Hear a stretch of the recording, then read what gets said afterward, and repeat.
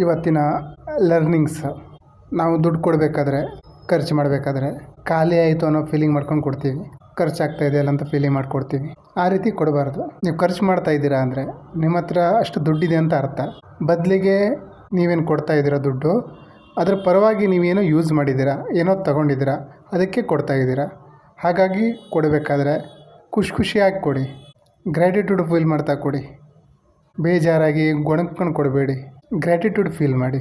ಯಾರಿಗಾದರೂ ನೀವು ಪೇ ಮಾಡಬೇಕಾದ್ರೆ ಮನಸ್ಸಲ್ಲಿ ಅಂದ್ಕೊಳ್ಳಿ, ಈ ಹಣ ನನಗೆ ಹೆಲ್ಪ್ ಆಗಿದೆ, ಇದು ನಾನೇನು ಕೊಡ್ತಾಯಿದ್ದೀನಿ ಅವ್ರಿಗೆ ಸಮೇತ ಈ ಹಣದಿಂದ ಹೆಲ್ಪ್ ಆಗಲಿ, ಈ ಹಣ 10 ಪಟ್ಟು 100 ಪಟ್ಟು 1000 ಪಟ್ಟಾಗಲಿ ವಾಪಸ್ ಬರಲಿ ಅಂದ್ಕೊಂಡು ಕೊಡಿ. ನೀವೇನಾದರೂ ಹಣ ಖರ್ಚು ಮಾಡ್ತಿರ್ಬೇಕಾದ್ರೆ ನಿಮ್ಮ ಫೀಲಿಂಗ್ನ ಅಬ್ಸರ್ವ್ ಮಾಡಿ. ದುಡ್ಡಿನ ವಿಚಾರ ಹೇಗಂದರೆ, ನೀವು ಏನು ಗೊತ್ತಾ, ನಾವೀಗ ಮನೆಯಲ್ಲಿ ಅಥವಾ ಫ್ರೆಂಡ್ಸಲ್ಲಿ ಯಾರಿಗಾದರೂ ಪ್ರೀತಿ ಕೊಟ್ಟಾಗ, ಚೆನ್ನಾಗಿ ಕೇರ್ ಮಾಡಿದಾಗ ಅವರು ನಮ್ಮ ಹತ್ರ ಬರಲಿಕ್ಕೆ ಇಷ್ಟಪಡ್ತಾರೆ, ಮಾತಾಡ್ಲಿಕ್ಕೆ ಇಷ್ಟಪಡ್ತಾರೆ.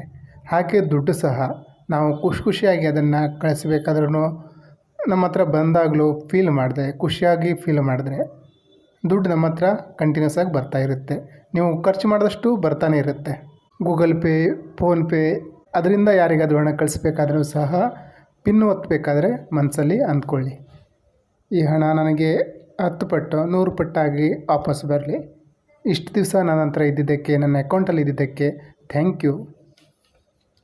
ನೀವು ಚಕ್ರ ಹೀಲಿಂಗ್ ಮಾಡ್ತಾ ಒಂದು 4-5 ದಿವಸ ಮಾಡಿದ್ಮೇಲೆ ನೀವು ಅನ್ಕೋಬೋದು ನನ್ನ ಹತ್ರ ದುಡ್ಡು ಬರ್ತಾ ಇಲ್ಲ ಅಂತ. ಒಂದೊಂದು ಸಲ ಏನಾಗೋದು ಗೊತ್ತಾ,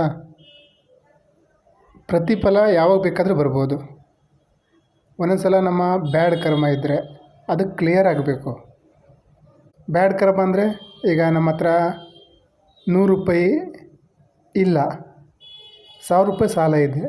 ಆ 1000 ರೂಪಾಯಿ ಸಾಲ ತೀರಿಸಿ 100 ರೂಪಾಯಿ ನಮ್ಮ ಹತ್ರ ಸೇವಿಂಗ್ ಆಗುತ್ತೆ. ಅದೇ ಬ್ಯಾಡ್ ಕರ್ಮ ಅಂದರೆ ಸಾಲ. ಅಲ್ಲಿ ನೆಗೆಟಿವ್ ಮೈನಸ್ ಅಕೌಂಟ್ ಕ್ಲಿಯರ್ ಆಗ್ತಾ ಬರಬೇಕು. ಆಗಿ ಕ್ಲಿಯರಾಗಿ 0 ಆದಾಗಲೇ ನಮಗೆ ಒಳ್ಳೇದಾಗ್ಲಿಕ್ಕೆ ಸ್ಟಾರ್ಟ್ ಆಗುತ್ತೆ. ಹಾಗಾಗಿ ಪ್ರಾಕ್ಟೀಸ್ನ ಕಂಟಿನ್ಯೂ ಮಾಡ್ತಾ ಇರಿ, ನಿಲ್ಲಿಸಬಾರ್ದು. ಒಂದೊಂದು ಸಲ ದುಡ್ಡು ನಮ್ಮ ಹತ್ರ ಬರ್ದೇ ಇರ್ಬೋದು, ನಮ್ಮ ಹೆಲ್ತಲ್ಲಿ ಇಂಪ್ರೂವ್ಮೆಂಟ್ ಆಗ್ತಾ ಇರುತ್ತೆ, ರಿಲೇಷನ್ಶಿಪ್ಪಲ್ಲಿ ಇಂಪ್ರೂವ್ಮೆಂಟ್ ಆಗ್ತಾ ಇರುತ್ತೆ, ನಾವು ಕೆಲಸ ಮಾಡ್ತಿರೋ ಜಾಗದಲ್ಲಿ ಬಿಸ್ನೆಸ್ಸಲ್ಲಿ ಇಂಪ್ರೂವ್ಮೆಂಟ್ ಆಗ್ತಾ ಇರುತ್ತೆ. ಹಾಗಾಗಿ ಅಬ್ಸರ್ವ್ ಮಾಡಿ.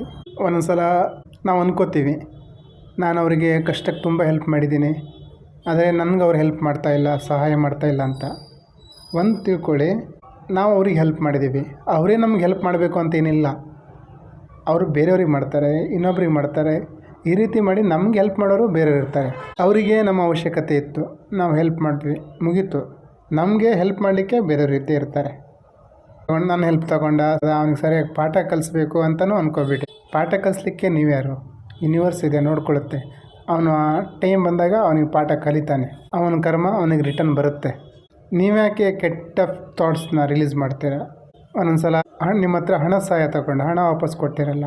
ಕೊಡೋದಾದರೆ ಯಾವತ್ತೋ ಕೊಟ್ಟಿರ್ತಿದ್ರು, ನೀವು ದುಡ್ಡು ಕೊಟ್ಟಿದ್ದೀರಾ, ಅವರಿಂದ ದುಡ್ಡು ಬರದೇ ಇರ್ಬೋದು, ಬೇರೆ ಎಲ್ಲಿಂದಾದರೂ ನಿಮಗೆ ದುಡ್ಡು ಬಂದೇ ಬರುತ್ತೆ. ಅಬ್ಸರ್ವ್ ಮಾಡಿ, ಅವನಿಂದನೇ ಬರಬೇಕು ಅಂತೇನಿಲ್ಲ, ನಿಮ್ಗೆ ದುಡ್ಡು ಬರಬೇಕು, ಅದು ಎಲ್ಲಿಂದಾದರೂ ಬಂದೇ ಬರುತ್ತೆ. ಒಳ್ಳೆಯ ರಿಸೀವರ್ ಆಗಿರಿ.